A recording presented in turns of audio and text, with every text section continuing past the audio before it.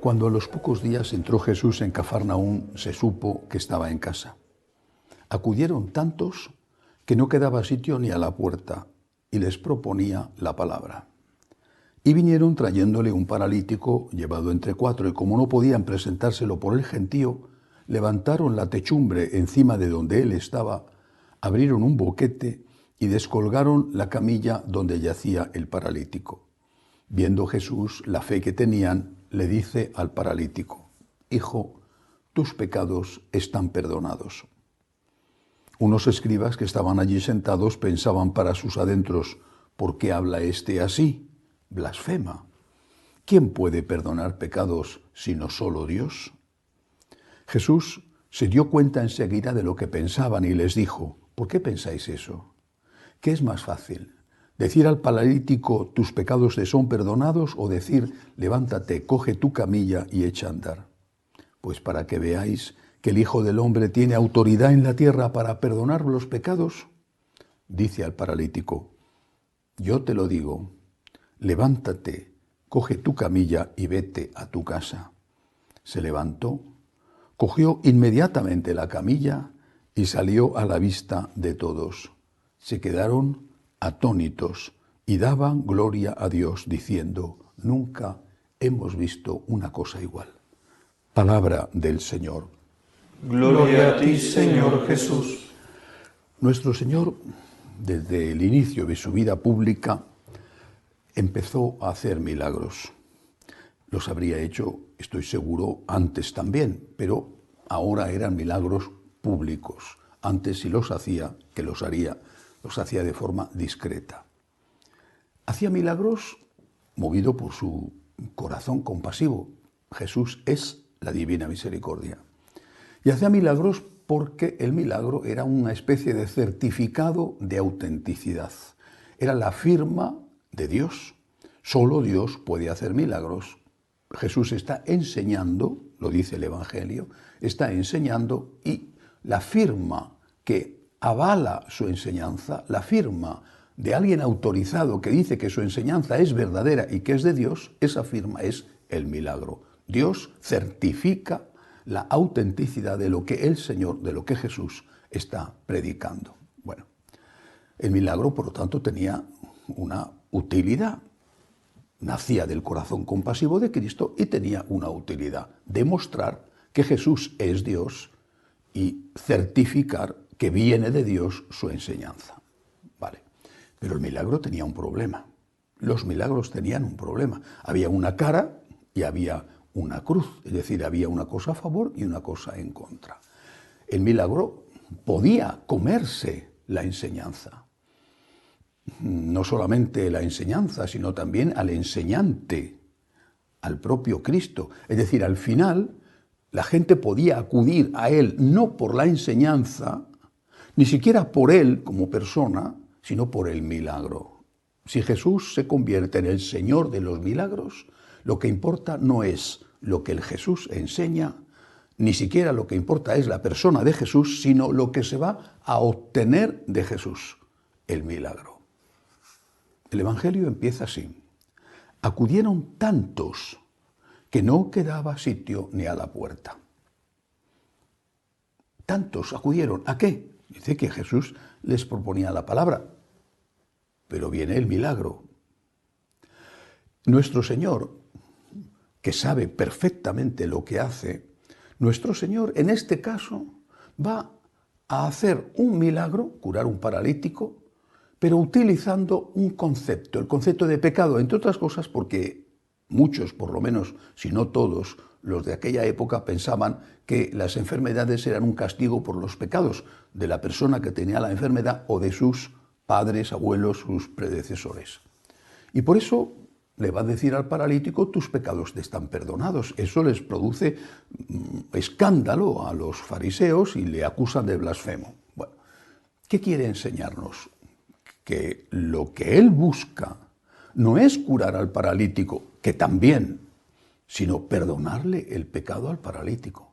No porque parálisis y pecado estuvieran relacionadas, sino porque el paralítico tenía pecados, entre otros el pecado original. Es decir, lo que el Señor ha venido a hacer no ha sido poner una panadería gratuita que dé de comer a todos los hambrientos del mundo. Fue una tentación. Transforma las piedras en panes. Habrás acabado con el hambre en el mundo. Y Jesús le responde al demonio, esa era una tentación, dedícate a lo social. Jesús le dice, no solo de pan vive el hombre, sino de toda palabra que sale de la boca de Dios. Volvamos al milagro del paralítico. Para curarse la parálisis, la ceguera, la lepra, cualquier cosa, un cáncer, el reuma, multitudes, acudían tantos que no quedaba sitio ni a la puerta. Multitudes. ¿Y para que nos perdonen los pecados? ¿Y qué es más importante? ¿Que el paralítico tendría otras enfermedades? Seguro, seguro, porque las tenemos nosotros y no somos paralíticos.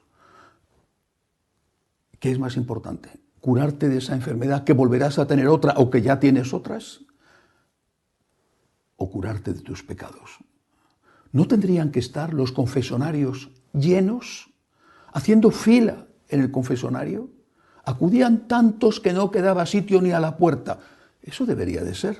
Acudían tantos a confesarse que la iglesia estaba llena y los fieles gritaban y exigían que hubiera confesores confesando.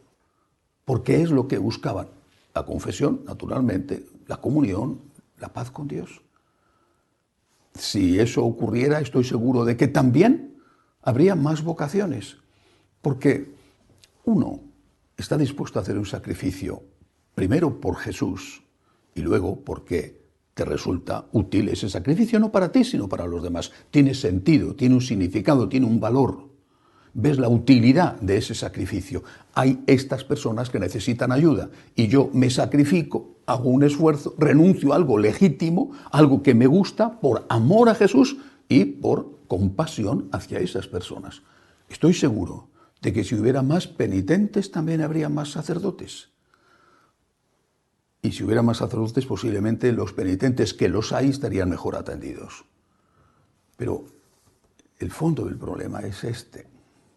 ¿Qué es lo más importante para nosotros? No hablo de los paganos bautizados, no hablo de esos que sí, un día fueron bautizados y no han vuelto a la iglesia e incluso son anticlericales. No, Dios les juzgará. Hablo de los católicos practicantes, de nosotros.